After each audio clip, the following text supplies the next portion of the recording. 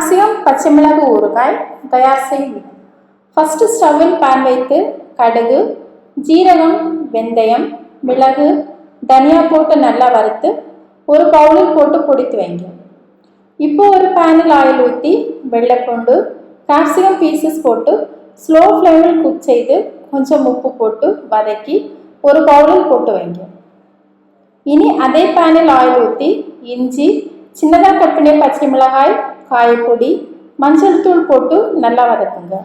அடுத்து இது கூட புளி போட்டு வதக்கி மிக்ஸி ஜாரில் போட்டு கொஞ்சம் சர்க்கரை, வினிகர் ஊற்றி பேஸ்ட் எடுத்து கேப்சிகம் கூட ஊற்றி மிக்ஸி ஜாரில் எடுத்து பொடி போட்டு குக் செய்து ஒரு பவுலில் எடுத்து கொஞ்சம் ஆயில் ஊற்றி மிக்ஸ் செய்து இதை 15 days வரை வைத்து யூஸ் பண்ணுங்கள். வெரி டேஸ்டி கேப்சிகம் பச்சை மிளகாய் பச்சடி ரெடி.